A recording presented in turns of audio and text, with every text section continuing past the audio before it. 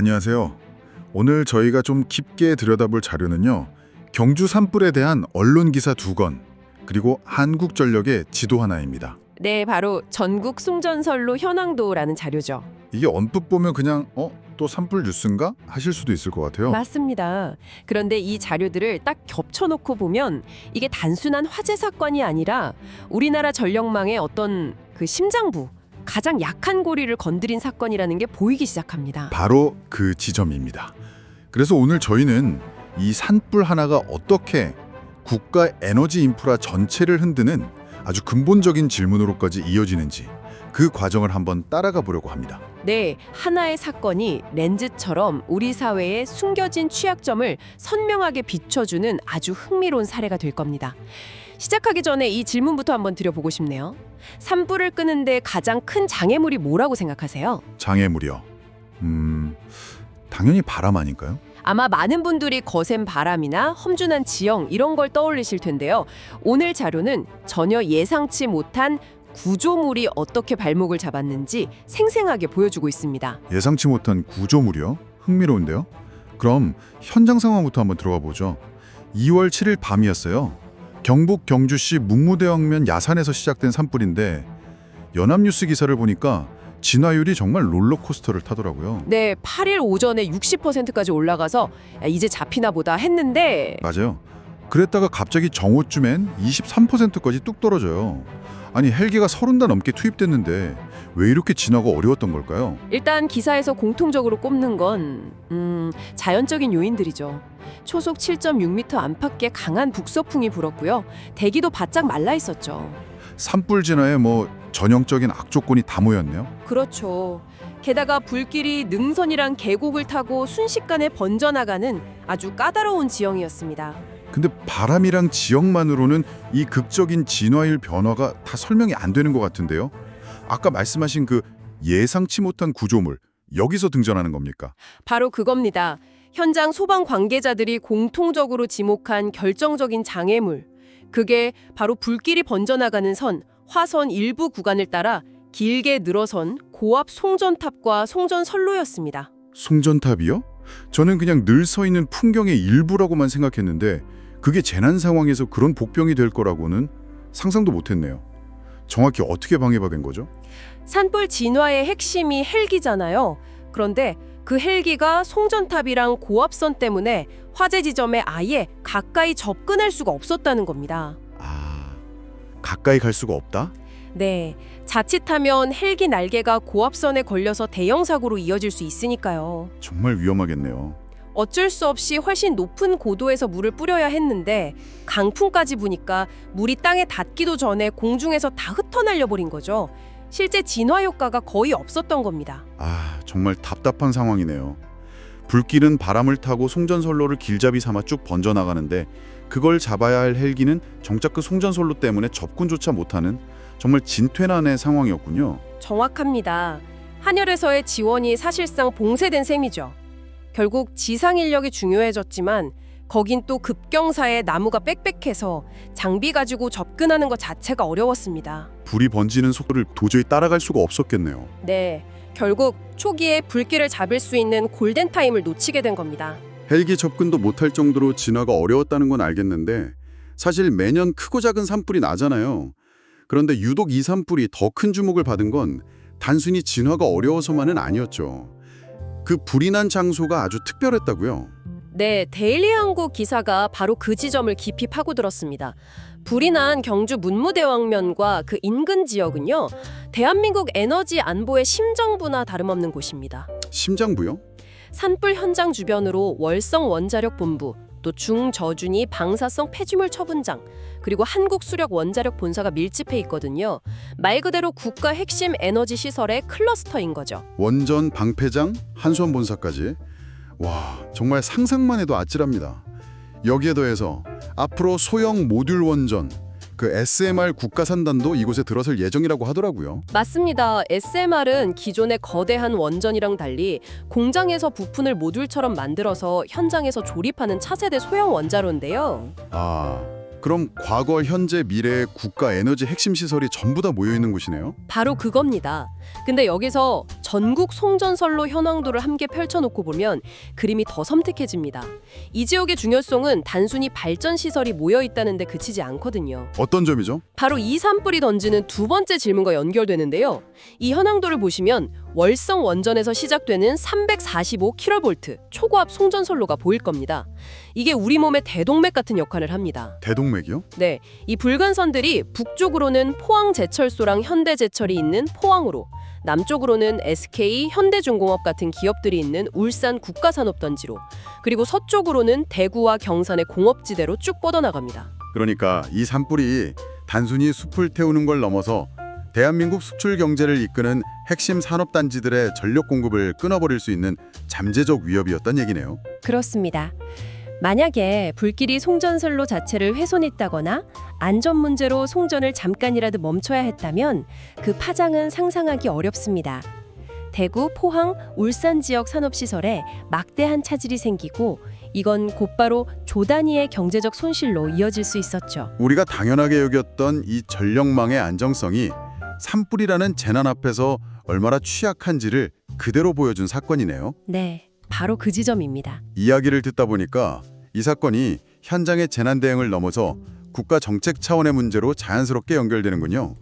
기사를 보니까 정치권에서 논의되는 에너지 고속도로나 U자형 전력망 같은 거대 계획들이 언급되던데요. 이건 어떤 계획들인가요? 둘 다 대규모 전력망을 더 건설하자는 구상입니다.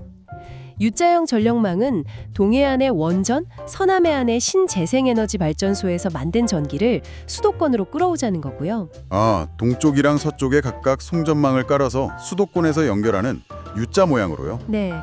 그리고 에너지 고속도로는 거기서 더 나아가서 초고압 직류송전 HVDC라는 신기술을 써서 전력 손실을 최소화하면서 전국 각지의 대규모 전력을 용인 반도체 클러스터처럼 전기가 엄청나게 필요한 곳으로 실어 나르자는 더 야심찬 계획이죠. 전기를 가장 효율적으로 생산하는 곳에서 만들어서 가장 필요한 곳으로 대량 수송하자. 어떻게 보면 효율성을 극대화하려는 우리 전력 시스템의 철학을 그대로 보여주는 계획이네요. 정확한 표현입니다. 그동안 우리 전력 정책의 제일 원칙은 효율성이었거든요. 그런데 이번 경주 산불이 바로 그 효율성 우선주의 철학의 가장 약한 고리를 정면으로 건드린 셈입니다. 그래서 기사들이 이번 산불이 이 거대 배그에게 찬물을 끼얹을 수 있다고 분석하는 거군요. 네, 크게 두 가지 문제가 제기될 수 있습니다. 하나는 방금 이야기 나눈 안전 문제, 또 다른 하나는 전력 공급의 안정성 문제죠. 핵심을 짚어주셨네요. 안전 문제부터 보면 이번 산불로 우리가 흔히 보는 철탑 형태의 가공 송전선로가 산불 진화에 얼마나 치명적인 방해가 되는지 명확히 드러났잖아요. 그렇죠. 앞으로 이런 대규모 송전망을 산지에 더 많이 짓는다고 할 때 과연 산불 같은 재난에 안전할 것인가 하는 근본적인 질문을 던지게 된 거죠. 주민 수용성 문제에 더해서 재난 안전이라는 또 다른 거대한 허들이 생긴 셈입니다. 두 번째 안정성 문제도 마찬가지겠네요. 국가의 대동맥이 외부에 그대로 노출되어 있다는 건 이번 산불뿐만 아니라 태풍이나 지진 같은 다른 자연재해에도 그만큼 취약하다는 뜻이니까요. 맞습니다. 국가의 핵심 동맥 몇 가닥에 모든 산업이 의존하는 구조는 평상시에는 효율적일지 몰라도 위기 상황에서는 시스템 전체를 마비시킬 수 있는 리스크를 안고 있는 거죠. 이런 상황에서 송전선로를 더 늘리는 계획이 과연 타당한가? 이런 비판적인 시각이 커질 수밖에 없습니다. 그렇다면 가공 송전탑을 계속 늘리는 게 위험하다면 대안은 없을까요? 기사에서 두 가지 가능성을 제시하더라고요. 지중화 사업과 마이크로그리드요. 네, 하나씩 살펴보죠. 먼저 지중화 사업은 말 그대로 송전선로를 땅에 묻는 겁니다. 땅에 묻으면 뭐 산불이 나든 태풍이 오든 안전하고 경관도 해치지 않음이 좋아 보이는데요. 당연히 단점도 있겠죠. 결정적인 단점은 바로 비용입니다. 기사에 따르면 그냥 세우는 것보다 지중화 사업비가 무려 40% 이상 비싸지거든요. 전국에 깔린 송전선로를 생각하면 천문학적인 비용이 들어가는 거죠. 아, 현실적으로 전면 도입은 어렵겠네요. 네, 그래서 꼭 필요한 일부 구간을 제외하고는 한계가 있습니다. 비용 문제 때문에 주저하게 된다면 다른 대안으로 언급된 마이크로그리드는 어떤 개념인가요? 이쪽이 더 힘을 받을 수 있다는 분석도 있던데요. 마이크로 그리드는 전력 지산지소라는 개념으로 설명할 수 있습니다. 아, 지역에서 생산해서 지역에서 소비한다. 네, 중앙의 대규모 발전소에서 전기를 멀리 끌어오는 게 아니라 전력이 필요한 도시나 산업단지 같은 작은 단위가 자체적으로 태양광이나 소형 발전기 같은 걸 갖추고 전력을 자급자족하는 뭐랄까 독립형 전력망을 의미합니다. 대규모 중앙집중형 송전망에 대한 의존도를 낮추자는 거군요. 그렇습니다. 우리 몸의 혈관에 비유하면 이해가 쉬운데요. 지금의 전력망은 심장에서 뇌로 피를 보내는 몇 개의 굵은 경동맥에 의존하는 구조와 같아요. 평소엔 효율적이지만 이 경동맥 하나가 막히면 치명적이잖아요. 그렇죠. 반면 마이크로그리드는 온몸에 촘촘한 실핏줄을 까는 것과 비슷합니다. 큰 혈관 하나가 막히거나 다쳐도 다른 실핏줄을 통해 피가 계속 흐를 수 있게 하는 훨씬 회복 탄력성이 높은 구조인 셈이죠. 정말 흥미로운 비유네요. 그래서 기사에서는 지중화의 높은 비용 때문에 오히려 이 마이크로그리드 사업이 더 힘을 받을 수 있다고 전망하는 거군요. 네, 하지만 이것도 완벽한 해결책은 아닙니다. 기사에서도 그 한계를 명확히 지적하는데요. 어떤 한계가 있죠? 현재 정부가 구상하는 마이크로그리드는 완전히 독립된 섬 같은 형태가 아니라 기존의 거대한 국가 전력 계통에 연결된 형태거든요. 여기서 아주 복잡한 문제가 생깁니다. 예를 들면요. 예를 들어 용인 반도체 클래스커걸 찹체 마이크로그리드를 갖춘다고 상상해보죠. 평소엔 자급자족하면서 국가 전력망의 부담을 덜어주니까 긍정적이겠죠. 하지만 만약 그 클러스터의 자체 발전 시스템에 갑자기 문제가 생긴다면요? 바로 그겁니다.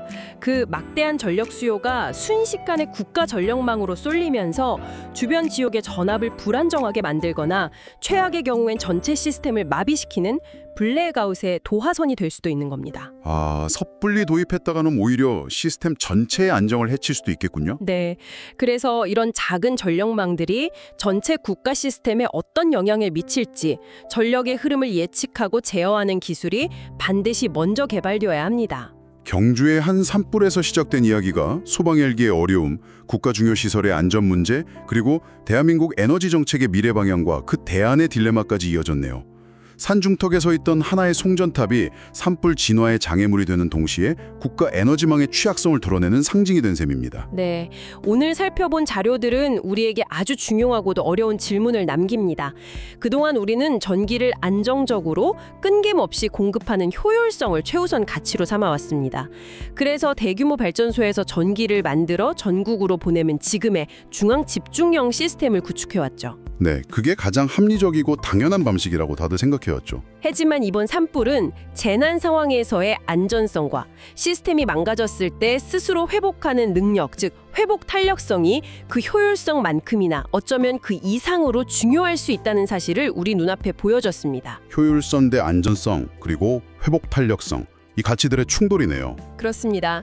앞으로 우리가 새로운 반도체 클러스터든 신도시든 막대한 전력이 필요한 인프라를 계속해서 구축해야 할 텐데요.